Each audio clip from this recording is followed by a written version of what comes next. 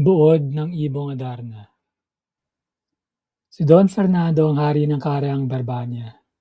Magkakasakit siya dahil sa isang masamang panaginip at sasabihin ng isang mediko na ang tanging lunas ay ang kanta ng engkantadang Ibong Adarna. Ang ibong ito na ang magandang boses ay nakakapagpagaling ng kahit anong sakit ay natutulog sa gabi sa punong Piedras Platas sa bundok na Tabor. Ang panganay na anak ng hari na si Don Pedro ang unang hahanap sa ibon. Makikita niya ang puno pero darating ang ibon habang natutulog siya at maiiputan siya nun na bigla niyang ikapagiging bato. Ang pangalawang anak na si Don Diego ang sunod na hahanap. Makikita niya ang ibon pero makakatulog siya sa nakakantok na kanta nun. Maiiputan din siya ng ibon at magiging bato. Ang bunsong anak na si Don Juan naman ang maghahanap. Sa payo ng isang maiwagang ermitanyo, maiiwasan ni Don Juan na makatulog sa pamamagitan ng pagsugat sa kanyang sarili para manatiling gising sa pagkanta ng ibon. Makukuha niya ang natutulog na ibon at susundin niya ang bilin ng ermitanyo sa pagbuhay muli sa kanyang mga naging batong kuya. Sa paglalakbay nila pabalik sa Barbania, mapupuno ng inggit sina Don Pedro at Don Diego. Bubugbugin nila si Don Juan na iiwan nilang hindi gumagalaw sa kabundukan at nanakawin nila ang ibong Adarna para makuha ang karangalan. Gayunman, pagbalik sa palasyo, tatangging kumanta para sa mga taksil na kapatid ang ibon na ikapananatili ni Don Pedro na may sakit. Sa sama ng kanyang kalagayan, tatawag si Don Juan sa bereng ina na magpapadala ng matandang lalaki para pagalingin siya. Pagbalik ni Don Juan sa Barbania, kakanta na sa wakas ang ibong Adarna na ikagagaling ng hari. Ibubunyag ng kanta ang pagtataksil ng dalawang kuya na magtutulak sa hari na iutos ang kanilang kaparusahan. Pero magtatagumpay ang maawaing si Don Juan sa pagmamakawa sa kanyang ama na patawarin sila. Na magbalik sa dati ang buhay sa palasyo, utos ng hari ang kanyang mga anak na magsalit-salitan sa pagbabantay sa engkantadang ibon. Habang si Don Juan ang nagbabantay, lihim na papakuwalan ni Don Pedro ang ibon para palabasing si Don Juan na may kasalanan. Sa takot sa galit ng kanyang ama, alis sa karyan si Don Juan. Utusan ng hari ang mga kuya na hanapin siya at mahanap nila siya sa kabundukan ng Armenia. Doon, makakatuklas ng malalim na balon si Don Juan.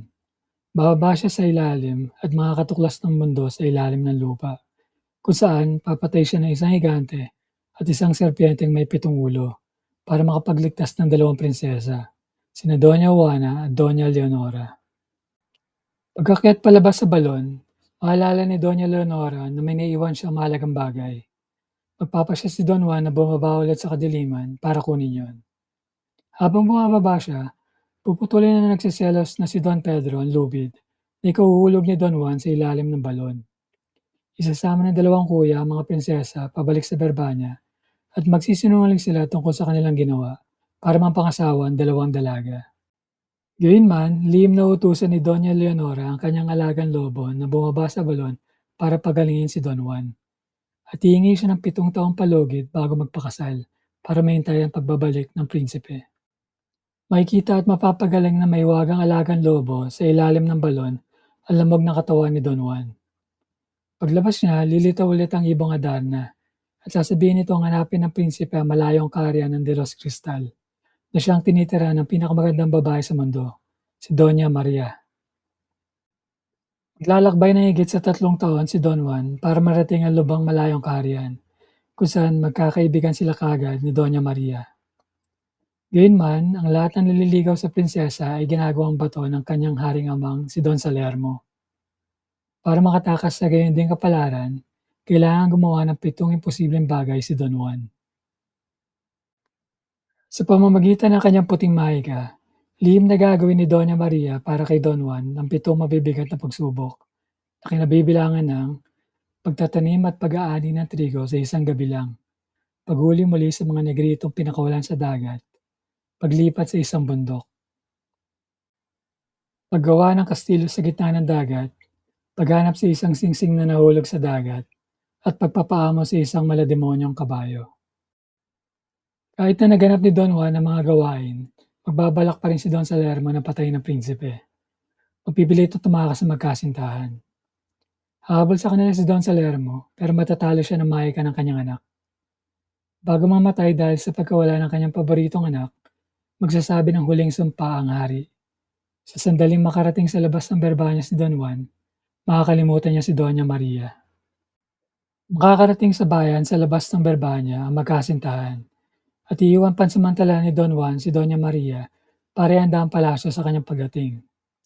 Pagpasok niya, pupuntahan siya ni Doña Leonora.